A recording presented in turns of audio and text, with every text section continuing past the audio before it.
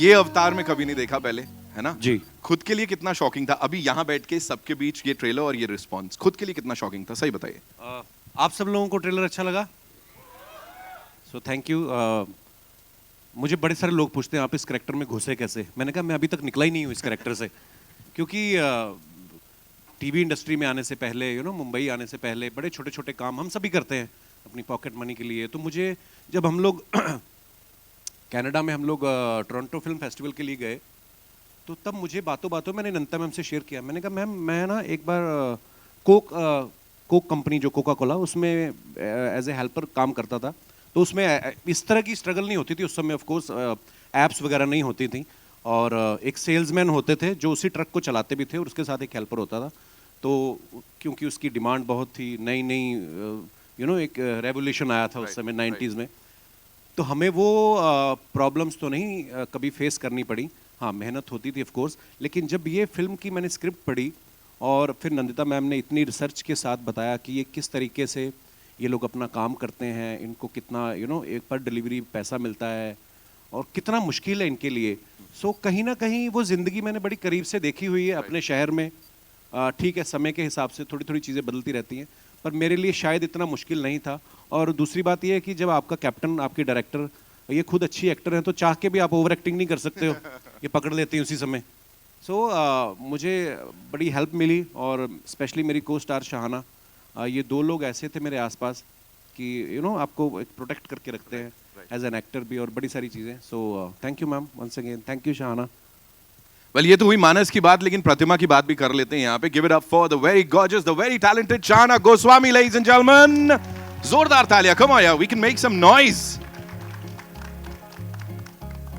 ये रात ही सुबह बुला। Here you go. Congratulations on this. Thank This you. looks fantabulous. And first of all, you're teary-eyed or what? Oh no, that's No, you're just, not? Okay. थोड़ा सा हम emotional सब हो रहे हैं यहाँ पे. Tell me one thing. आपकी अपनी एक कहानी है इसमें. You have your own journey. It's not you're not just playing his wife. There is much more to it. Right. So what was the character like? क्या layers थी जिसमें घुसना पड़ा? And are you out of it, or just like the gentleman here said, he's still into it? I think हमें हर character में कहीं एक कोई चीज़ मिल जाती है जो आप अपनी पर्सनालिटी या अपनी किसी चीज़ से जोड़ सकते हो। तो प्रतिमा की तरह आई थिंक प्रतिमा बहुत होपफुल है एज अ पर्सन, बहुत ऑप्टिमिस्टिक है। Right. वो मैं बचपन से ही ऐसी हूँ, मुझे हर चीज़ में सिल्वर लाइनिंग दिखती है, मैं हर चीज़ में एक उम्मीद के साथ जीती हूँ, एंड उम्मीद यही रहती है कि लोग अच्छे होंगे, चीज़ें अच्छी होंगी। तो उसका जो जर्नी है वो उस उम्मीद के बलबूते पे ही चलता है, और उसके लिए वो जर्नी हल्की सी आसान हो जाती है क्योंकि उसमें एक उम्मीद है, वो एक हंसी है। और आई थिंक वही वो चाहती है, वो देखती है किस तरह से मानस स्ट्रगल कर रहे हैं, और उनके लिए वो एक बर्डन बन रहा है अपने फैमिली को सपोर्ट करना। एक उनकी जो निजी ज़िंदगी बदल गई, एक फैक्ट्री में मैनेजर थे, अब वो एक कुछ और काम कर रहे हैं, लेकिन वो चाहती है कि वो उसको आसान करे उस ज़िंदगी को, and the other thing that I loved is कि रिलेशनशिप जो उनकी है वो एक्चुअल पार्टनरशिप की है। उनमें प्यार भी है, दोस्ती भी है, एक उतार चढ़ाव जो रेगुलर होते हैं वो एक सिचुएशन में वो भी है। So it was just a very beautiful character. और हाँ, वो ऑप्टिमिज्म शायद मुझ में भी है, वो एक हर चीज़ को एक होपफुल नज़रिए से देखने का। राइट, और उसी उम्मीद के ऊपर सब कुछ टिका है, मुझे ऐसा लगता है दैट सिल्वर लाइनिंग, जैसा पाजी ने भी अभी यहाँ पे कहा था कि सेंटी हो गए सब लोग, और लग रहा है कि यार दिल को छुएगा। आई थिंक वो जो कॉमन लोगों से उठाया हुआ चीजें हैं ना, वही यहाँ पे मैटर करती है। इन दो कैरेक्टर्स को जिन्होंने जीवांत किया, I would say, ladies and gentleman, the very talented writer, director, producer, give it up for Nandita Das. जोरदार तालियां बनती है, because this is a beautiful initiative, Nandita Das initiatives का। वेलकम। पहले आप, वाह अच्छा लग रहा है मैम, कांग्रेचुलेशंस जी। हमारी टीम में असली प्यार है। बिल्कुल दिख रहा है, हमें दिख रहा है। Okay, first and foremost Nandita Das initiatives, तो ऐसे इनिशिएटिव लेने की वजह से ये नाम है, बिकॉज ये बड़ा यूनिक सा है अपने आप में। जी, जब मैं मंटो बनाने वाली थी तब मुझे अचानक कहा गया कि अच्छा मैं अगर प्रोड्यूस कर रही हूँ तो मेरे पास एक कंपनी होनी चाहिए। मेरे पास कोई कंपनी नहीं थी। तो मुझे वैसे भी कई चीज़ों में दिलचस्पी है, तो मुझे लगा मैं उसको नंदिता दास प्रोडक्शन क्यों बनाऊँ। मैं तो अपने नाम से ही नहीं बनाना चाहती थी। थोड़ा ऐसे हमेशा कोई बोलता है तो मुझे ऐसे छुपने का थोड़ा सा मन करता है कि कोई अच्छा सा नाम सोचना चाहिए था, बट 1 घंटे में वो कंपनी बनानी थी। तो मैंने सोचा इनिशिएटिव्स यानी आप अलग अलग चीज़ें कर सकते हैं, अलग अलग क्रिएटिव चीज़ों का सहारा ले सकते हैं अपनी बात कहने के लिए। तो इस वजह से ये नाम पड़ा उसका। अब इस इनिशिएटिव की बात करते हैं, ज़ोगाटो। ये मेरी दूसरी फिल्म होगी जी। इस NDI के तहत। राइट, आप मुझे प्लीज ये बताएं कि इसकी शुरुआत कहाँ से हुई थी? Because see we see these wonderful people around us all the time, right? कहीं वो कौन सी एक चीज थी जहाँ ये जर्मिनेट हुआ कि यार, इस पे बनानी चाहिए मुझे? ये कोविड के दौरान थी और हम लोग सब अपने घर के अंदर बैठे हुए थे, एक तरह से स्टे होम स्टे सेफ, जबकि दुनिया उथल पुथल हो रही थी, माइग्रेंट लेबरर्स की हम स्टोरी सुन रहे थे। तो मुझे लगा अच्छा होगा कि अगर हम एक न्यू इंडिया पे कुछ एक कहानी, 4 डायरेक्टर्स मिल के साथ आएँ और कोई एक एंथोलॉजी करें। तो मैंने 3 और मेरे जो दोस्त फिल्म मेकर्स हैं उनको इकट्ठा किया। मैं समीर नायर उनके पास गई, अपलॉज के पास, कि आप इसे प्रोड्यूस करिए। उन्होंने बहुत इसको भी उनको भी अच्छा लगा ये आइडिया, और हम लोग बहुत बातें कर रहे थे। फिर धीरे धीरे एक एक डायरेक्टर गिरते गए साइड में, क्योंकि उन्होंने कहा कि नहीं, हमारी तो बड़ी फिल्म आ रही है, हम ये 20 मिनट फिल्म के लिए अपना समय अभी नहीं दे सकते। तो जब वो निकलते गए तो हम इक्के दुक्के बचे रहे, तो वो एंथोलॉजी तो बन नहीं पाई।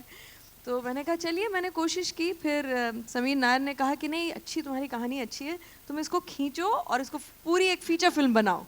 तो मैंने कहा नहीं, इसकी फीचर फिल्म नहीं बन सकती, ये एक दिन की कहानी है, बस इतना ही है इसमें। और मुझे रेटिंग, एल्गोरिदम ये सब इतना समझ नहीं आता, मेरा गणित थोड़ा वीक है। तो उन्होंने कहा नहीं, मुझे लगता है कि इसमें कुछ हो सकता है, तुम कोशिश करो। तो इनके धक्के मारने की वजह से मैंने इसको फिर लिखना शुरू किया, और अब आपके सामने है ये फीचर फिल्म। अब बन गई, अब 1 दिन से 4 दिन की हो गई है कहानी। और इसमें जो प्रतिमा का जो कैरेक्टर है, जो पहले थोड़ा कम था, वो और उसकी एक जर्नी हो गई। उनके बच्चे हैं, 2 छोटे बच्चे, जिनको हमने उनकी भी बहुत अच्छी कहानी, वो भी आपने देखा ट्रेलर में।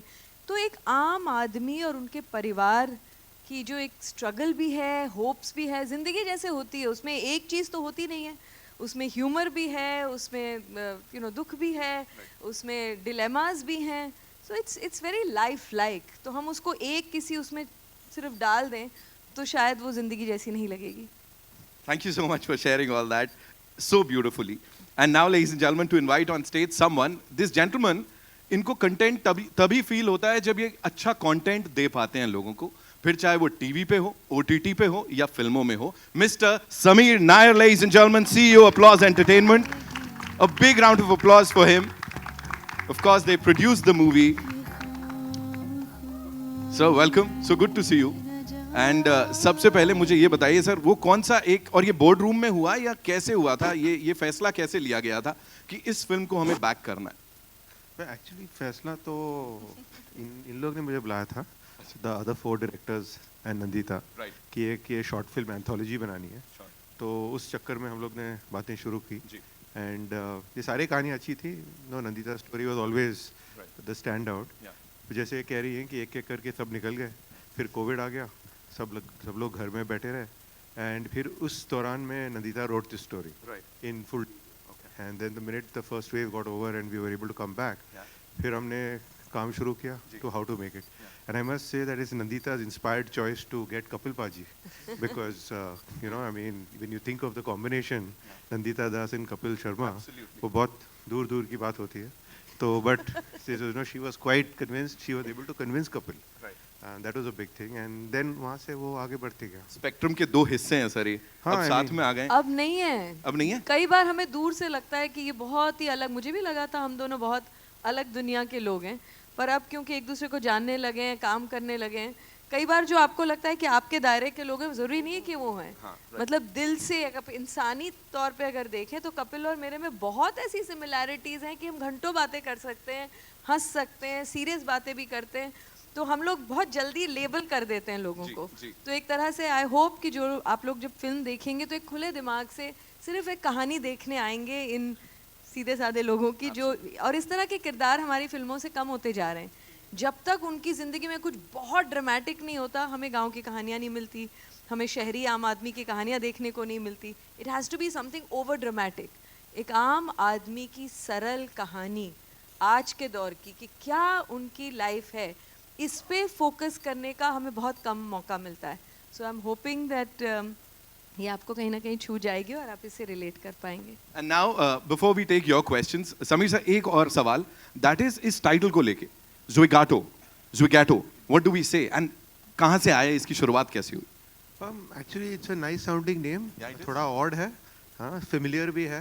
You think it might be two names in one, which you do, then that's good. वो हमारा आइडिया just- बिल्कुल नहीं था. आराम से ही सेट. It is just वो एक nice ring है Zwigato. इनफैक्ट हमने ये भी सोचा था, कपिल से बात भी हुई थी कि नो लोग प्रोनाउंस नहीं कर सकेंगे, तो हमें एक थोड़ा प्रमोशन वो भी करना चाहिए कि miss pronouncing Zwigato, because people से Zwigato, Zigato, वो सब जिसको होता जैसे है. बुलाना But है. it's just a nice name. It's a nice ring to it. और आप सोचेंगे कि अगर जो भी डिलीवरी के एप्स हैं उन सब के नाम अजीबोगरीबी होते हैं, बोलना मुश्किल ही है वो सब, तो लेकिन उसी दायरे में है ये भी नाम. लेकिन इस फिल्म को देखने के बाद इसके बारे में बोलना बिल्कुल मुश्किल नहीं होगा. I am sure there will be so many good things to talk about इस फिल्म से जुड़ी हुई. एंड अब आपके ऊपर है, you guys want to take a quick picture, a quick photo op भाई, and then we'll take the questions. ये रात ही सुबह बुलाएगी, ये खामख़ा यूं Lovely. Thank you so much. And yes, now we'll take the questions. छाए हो बादल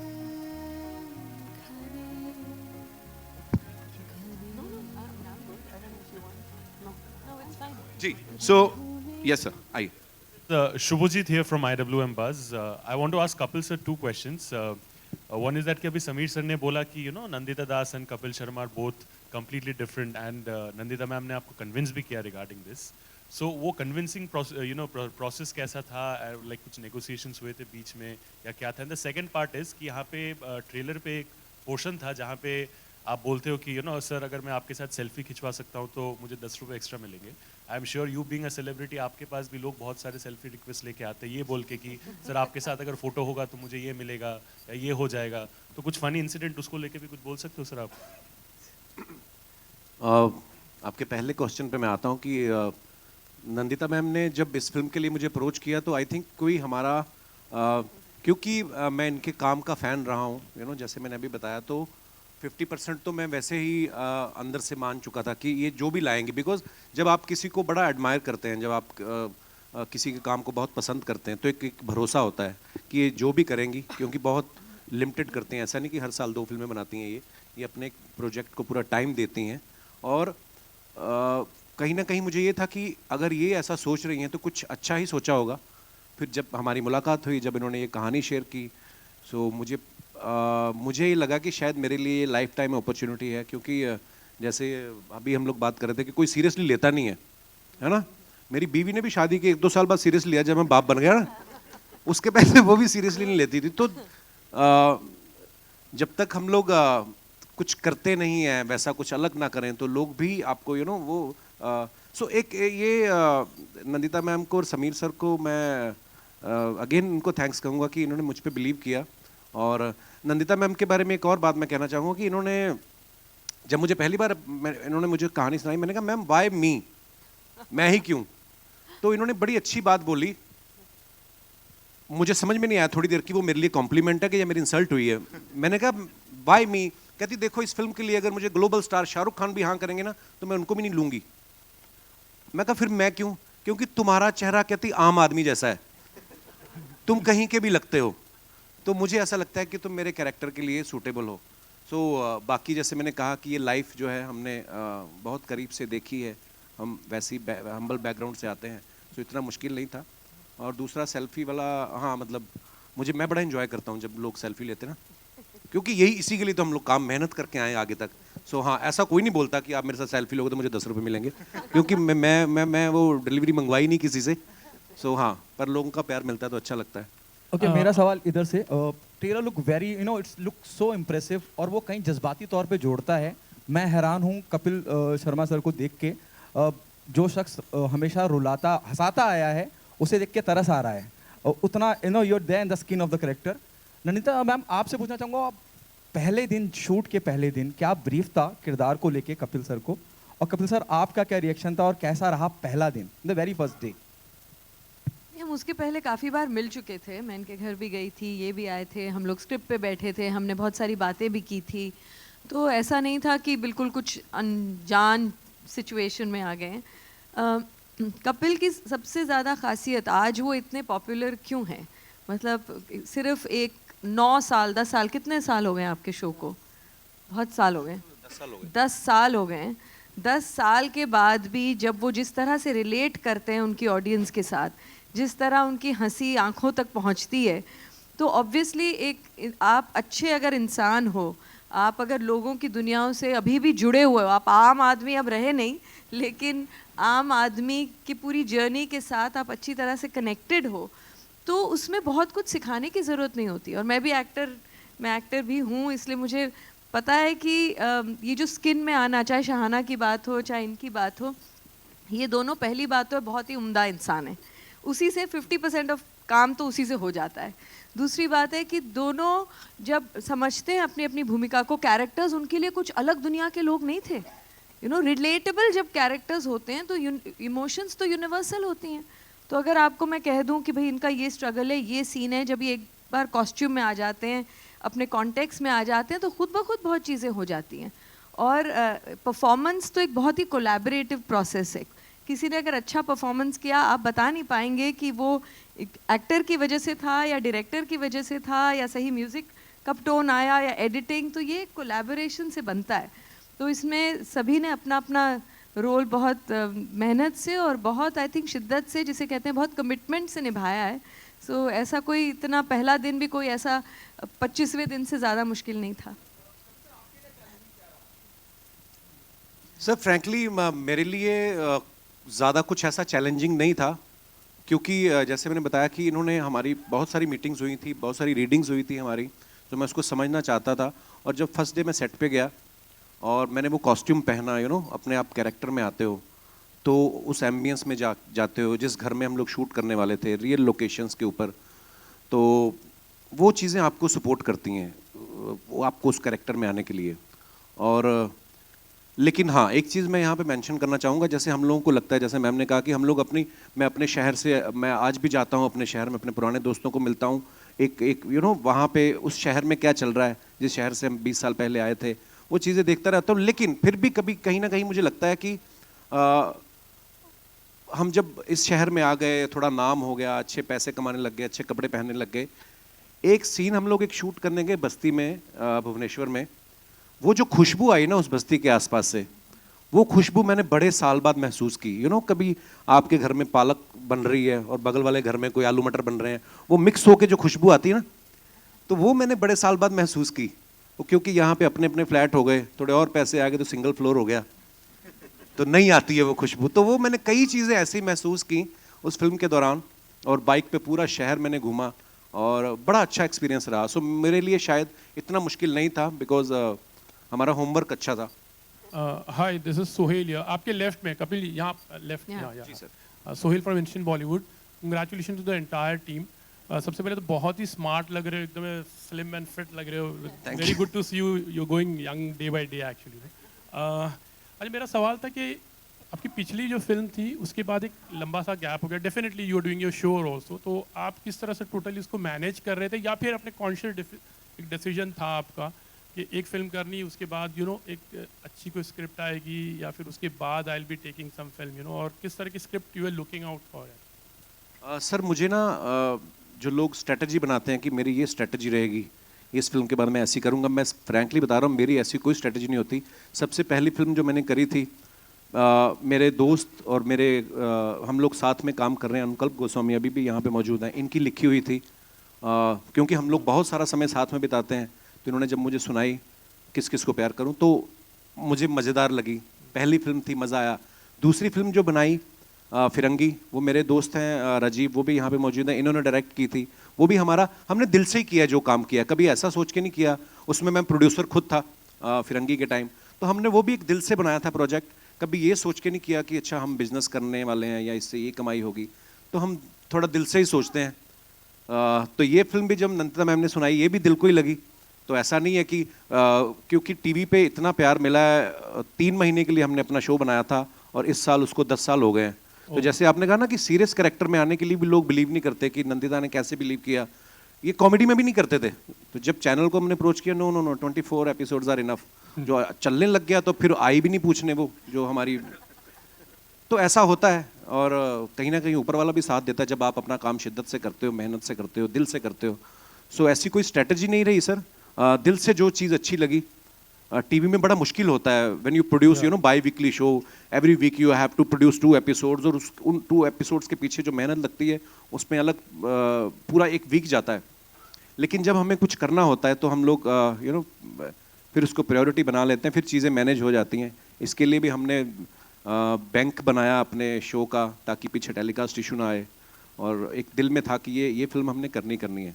अच्छा, तो और जब एक- दिल हो तो हो जाता है। और एक सवाल है कि आप एक आपकी फिल्म के बाद बहुत चर्चा में थे यशराज की फिल्म को लेकर, यू नो कि Yash Raj is going to make a Suhail film भाई, विद यू। हिंदुस्तान जिंदाबाद, आगे बढ़ते हैं। हेलो अच्छा, hello Sameer ji, I would like to ask you, like you know जैसे नंदिता जी ने एक शॉर्ट फिल्म को मतलब आपके पास लेकर आए थे, तो definitely the thing was very convincing. उसके बाद when she wrote the script, how did you find, and उसमें any changes from your side also you made it, like you know कि एक थोड़ा सा इनपुट होता है कि वांटेड दिस कोई पर्टिकुलर गाइडलाइन को लेकर? Nothing like that. Actually, the original film, the original short film, was the same basic story of one day, and that sort of got expanded to 4 days. So I think nothing major. It was good as a short film. It was good as a feature. Kapil hello sir, team Kapil bhai, towards your left. जी sir. Kapil bhai, first of all, trailer is so soulful. It touches Thank you, everybody's sir. heart. मेरा सवाल ये है कि जहाँ पे कपिल शर्मा का नाम आता है, जहाँ पे आपका प्रेजेंस है, तुरंत लोग सोचते हैं कॉमेडी, और जहाँ पे भी आप दिखते हो पीपल इमीडिएटली एक्सपेक्ट कि आप उनको काफ़ी हंसाओगे। अभी ये फिल्म वैसी नहीं है। आपको कहीं ना कहीं जब आपने स्क्रिप्ट पढ़ी, आपने खुद ही बोला कि आपको कन्विंसिंग की ज़रूरत नहीं पड़ी, लेकिन फैंस के बारे में सोच के कि आपको कहीं लगा कि वो लोग कॉमेडी एक्सपेक्ट करेंगे, ये फिल्म में कॉमेडी इतना नहीं है, शायद आपके कोर फैंस डिसअपॉइंट हो जाएंगे? सर मुझे ऐसा नहीं लगता है कि देखिए, सबसे पहले तो हम एक इंसान हैं, मेरी ड्यूटी भगवान ने लगाई है लोगों को हंसाने की, आप जर्नलिस्ट हैं, पर बीइंग एक इंसान होने के नाते हम सब में सब तरीके के इमोशंस हैं, you know sometimes we are happy, sometimes we are upset. और ये फिल्म करने के पीछे मुझे भी लगा, क्योंकि मैं टीवी पे लोगों को 2 घंटे हंसाता हूँ, है ना, पर ज़रूरी नहीं है कि मैं 24 घंटे उस मूड में होता हूँ। सो जो हमें प्यार करने वाले लोग हैं वो दिल से कनेक्ट करते हैं, इसीलिए शायद आज 10 साल से हम लोग टीवी पे रेगुलर वो अपना शो चला पा रहे हैं। सो आई थिंक जो लोग दिल से कनेक्ट करते हैं वो शायद आपको ज़्यादा जज नहीं करते हैं, और मुझे भी ऐसा लगता है कि लोग कॉमेडी में देखना चाहते हैं कि मैं और कॉमेडी करूं, और वो तो टीवी पे हम लोग करते ही हैं, लेकिन ये फिल्म में शायद वो ज़्यादा खुश होंगे क्योंकि उन्होंने शायद ऐसा किरदार में इतना सीरियस गंभीर भाव में कभी मुझे देखा नहीं है। सो मैं एक जैसे मैंने पहले कहा ना कि हमें लग रहा है कि ये हमारे हिंदुस्तान की ऐसी कहानी है। मुझे एक किस्सा याद है, जब हम लोग साउथ कोरिया में थे, बुसान में, तो मैं और मेरी वाइफ ऐसे साइड पे जो 2 सीट होती हैं वहाँ पे बैठ के देख रहे थे, और वहाँ पे बहुत कम, रेयरली 3-4 इंडियंस थे। तो एक लड़की बैठी हुई थी, जर्नलिस्ट भी थी वो, and she suddenly started crying. तो मेरी वाइफ ने बोला वो देखो लड़की रो रही है। तो मुझे लगा यार इसको मेरी परफॉर्मेंस तो नहीं खराब लगी कहीं, ये क्यों रो रही है। तो फिर जब हम लोग यू नो एक उनके साथ कॉन्वर्सेशन करना शुरू किया, तो उस कंट्री को देख के लगता था कि यार इनका इंफ्रास्ट्रक्चर इतना अच्छा है, सड़कें इतनी साफ है, सब कुछ मतलब सब कुछ अच्छा वाला। आउटस्कर्ट्स में हम लोग को जाने का मौका नहीं मिला, लेकिन उन्होंने बोला कि सर हमारी कंट्री में भी ऐसा हुआ है, ऑब्वियसली ग्लोबली ऐसा हुआ, बहुत सारे लोगों की जॉब्स गई। सो इमोशन कहीं ना कहीं यू नो एक फैमिली, एक इमोशंस हर जगह यूनिवर्सली सेम ही है।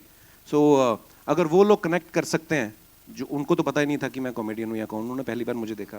सो जो लोग हमें जानते हैं, आई थिंक उनको भी मज़ा आएगा। इसमें मैं थोड़ा सा जोड़ सकती हूँ एक छोटी सी बात।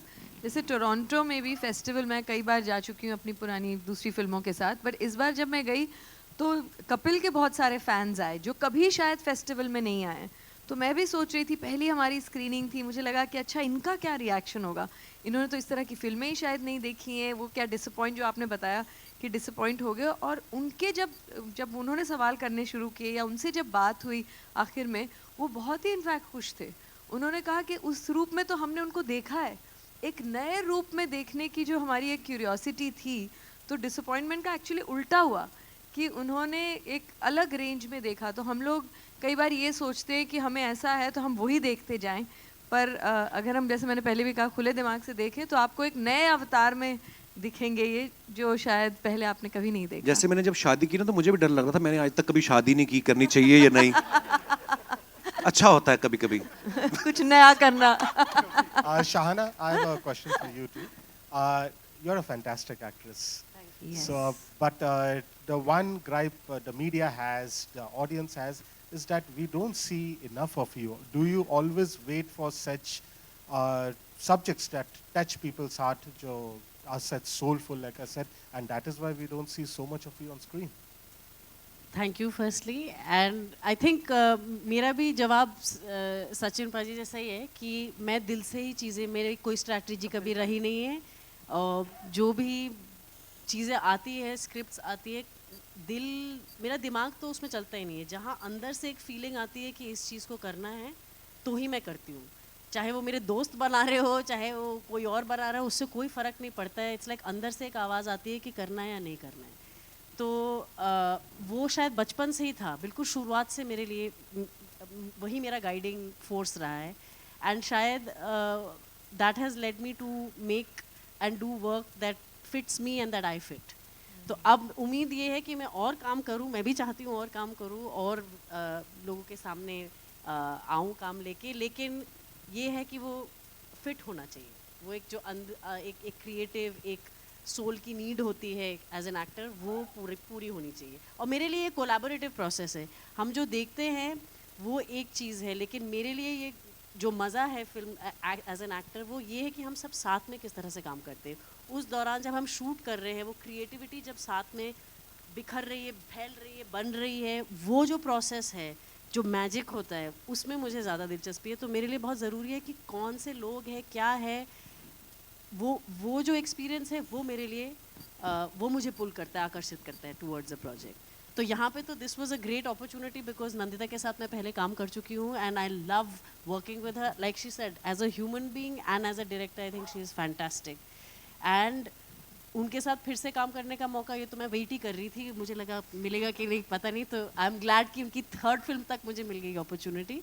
और कपिल के साथ जब उन्होंने मुझे बताया भी था, कहीं मुझे ये लगा कि हाँ ये अनयूजुअल चॉइस है लेकिन फिट कर रहा है, पता नहीं क्यों।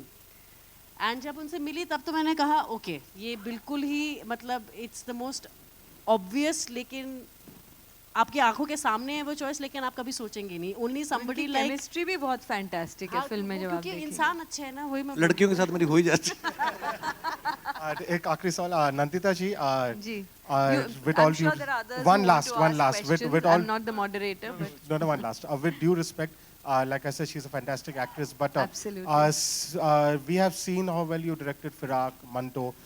लेकिन आपकी फिल्मों में हम आपको एज एन एक्ट्रेस नहीं देखते।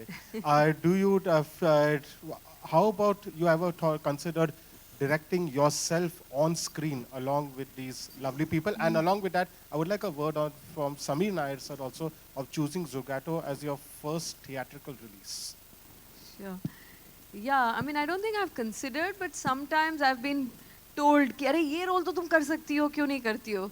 जिसने भी मुझे सेट पे देखा है, और अभी ज़्यादा नहीं है, यही 2 हैं जिन्होंने सेट पे देखा है, तो वो आपको बता सकते हैं कि मैं बिल्कुल भी अपनी फिल्म में नहीं कर सकती, क्योंकि मैं पागल हो रही होती हूँ।